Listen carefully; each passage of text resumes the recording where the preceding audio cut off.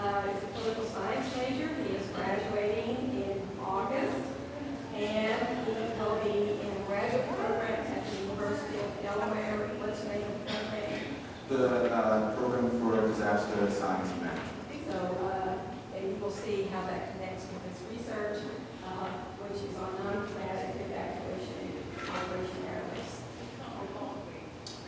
Yes, as Dr. Minor said, my name is M.Baquet, and my research is on non-combatant evacuation operation airlift, and comparing operations in Vietnam to those in Afghanistan, and looking at future instances where there will be difficulties present.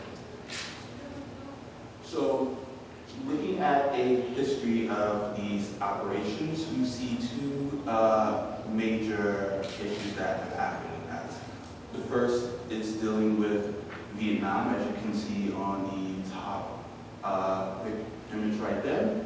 You have an instance of chaos and disorder, and many people criticize these operations as being unplanned and unprepared for.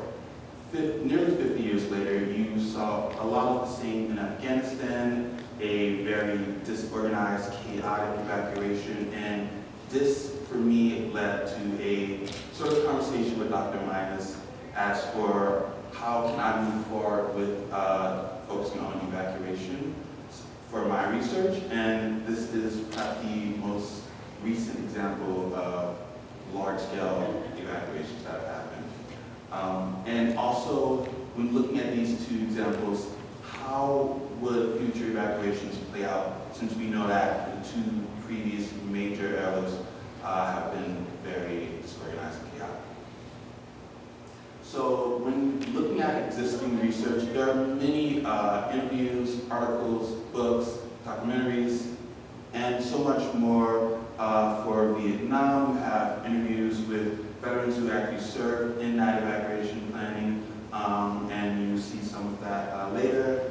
There's definitely less scholarly work focusing on Afghanistan, since of course that is very recent, and there just hasn't been the time to develop that research yet. However, what you see is that non-combatant evacuation operations aren't as widely prioritized as other forms of evacuations.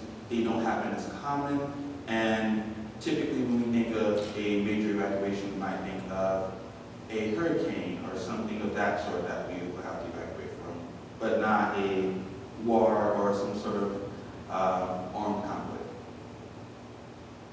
So, bit of background.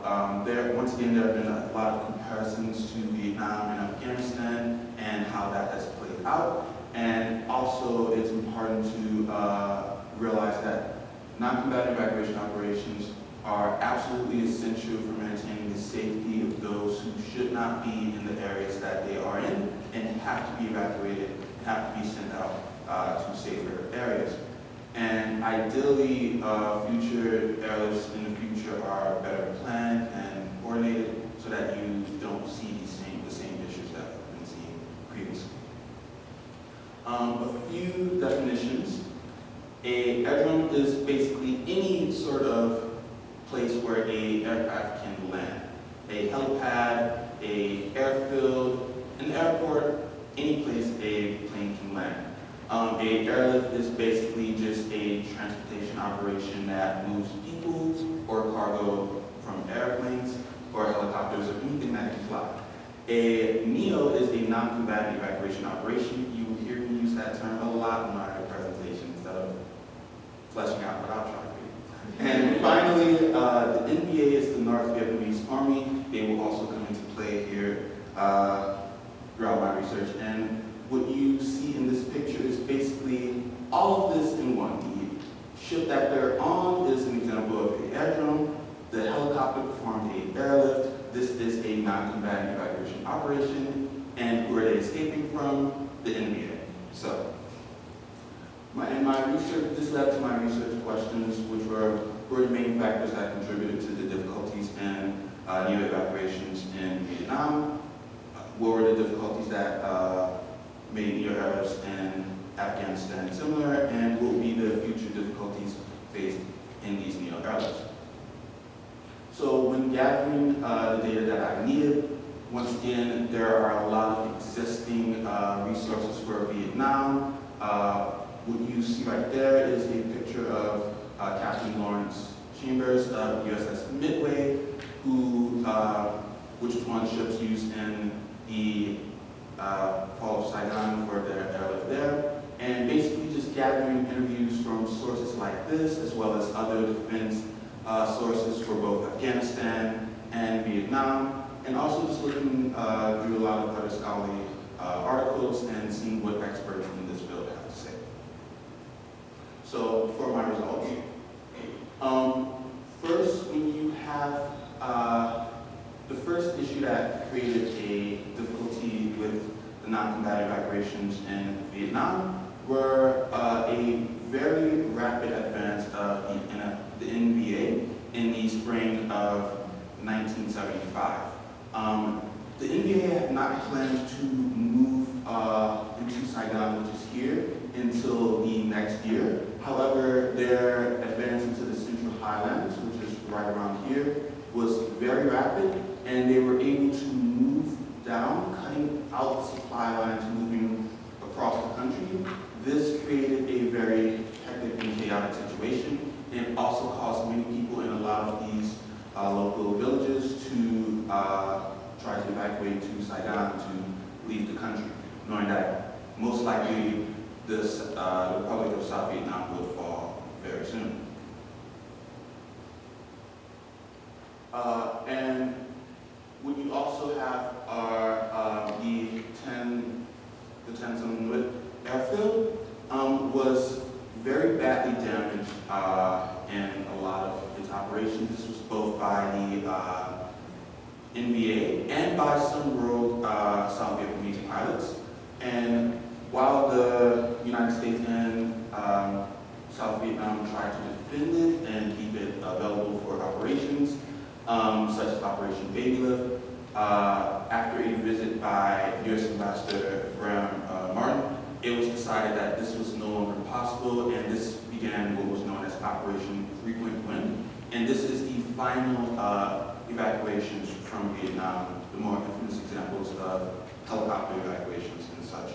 But what's important to note is that before this moment, nearly 50,000 people had been evacuated from Saigon already, so a majority of the evacuations had already taken place. You see some of the most infamous images.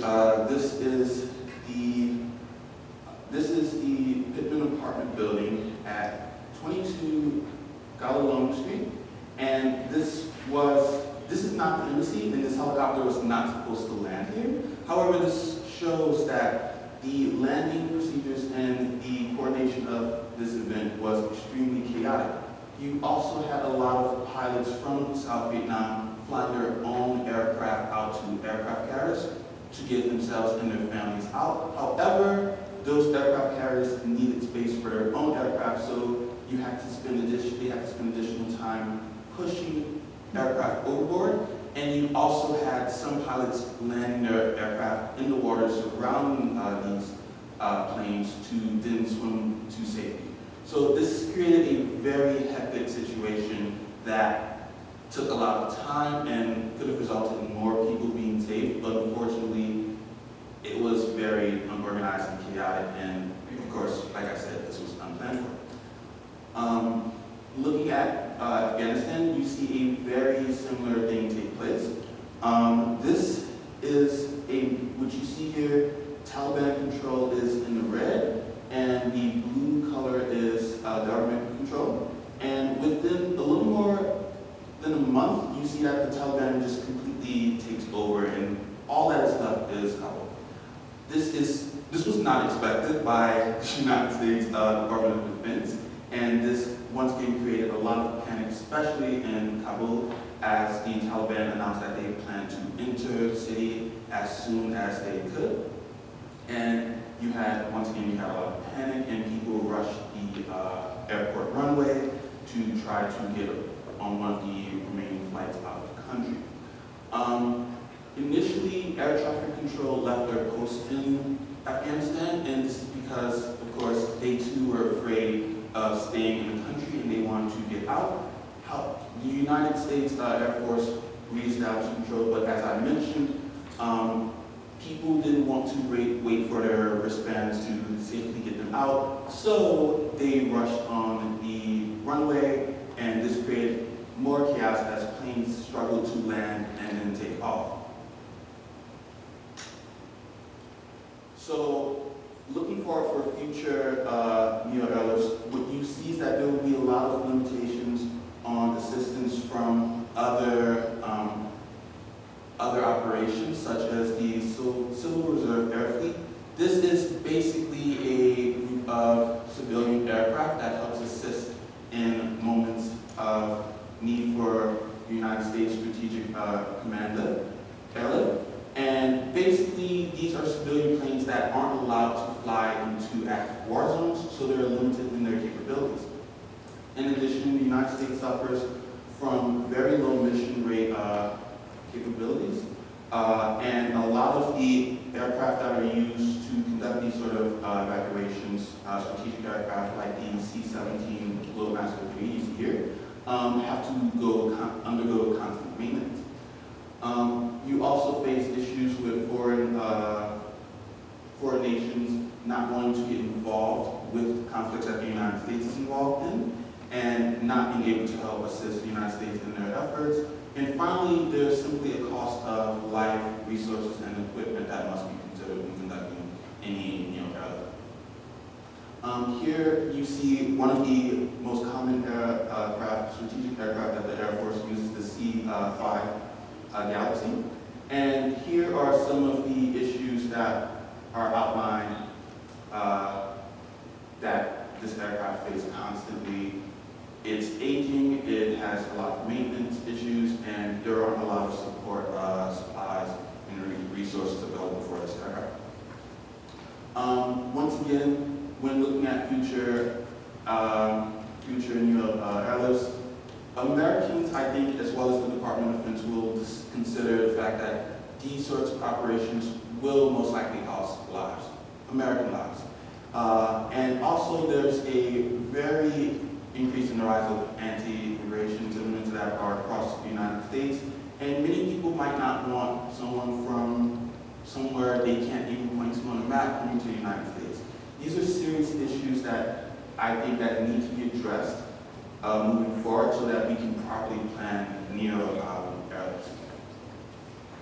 In conclusion, a lack of preparation and ability to understand the situation, as well as low morale and the inability to have proper air drones are a lot of issues that are faced by neo-airlifts. And in the future, there will be these same issues that are faced, as well as new ones that I've mentioned already.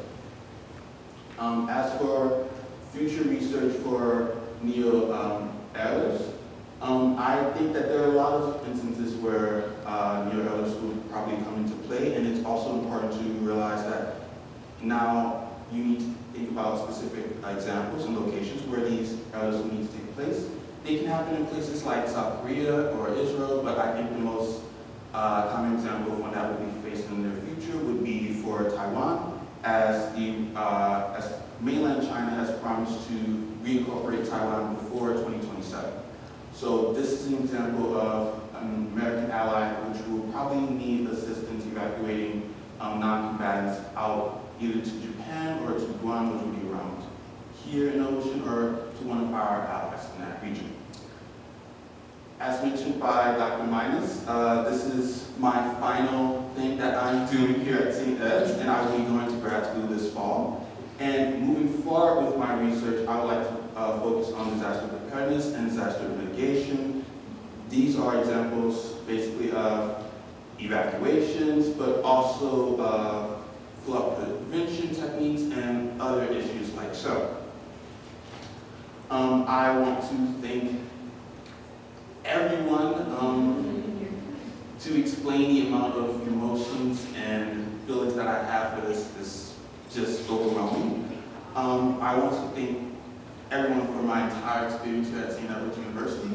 I want to thank everyone who's ever been involved in the Round Game program. Oh my goodness. I want to thank Dr. Minus.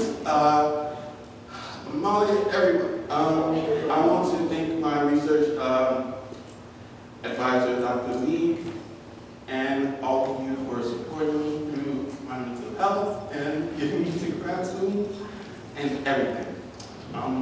Crying was not part of this. I want to thank you all for listening and thank you all for your support over these past 4 years. It's truly been growth. Thank you.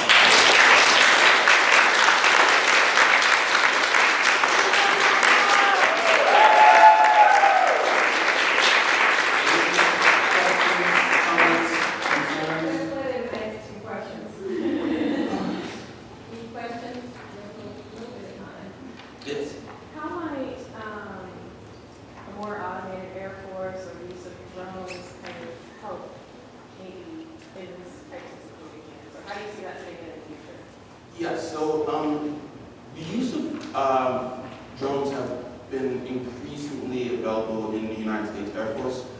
One thing that I mentioned in my research paper is that right now, currently, there are no large strategic aircraft in production for the United States military.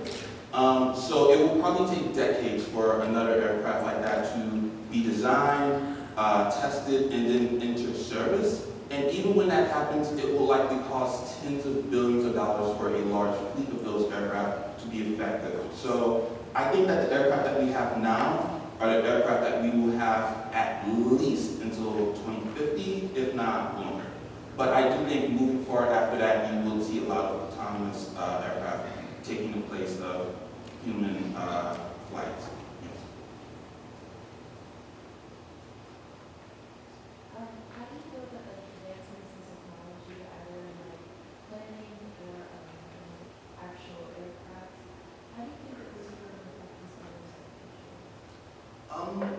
One thing that's important to consider is that when you look at the field of aviation, both commercial and for defense purposes, large planes are not very popular anymore. You're seeing a lot of tactical, smaller planes, especially for commercial airlines, which means you can't fit as many people on a plane, which means you need more landings, you need to take off more, and I think that will increase the time it takes to conduct these aircraft. Sure, planes will get more fuel efficient moving forward, but what I think we need are still large aircraft that can carry a bunch of people. They won't be common, but for situations like this,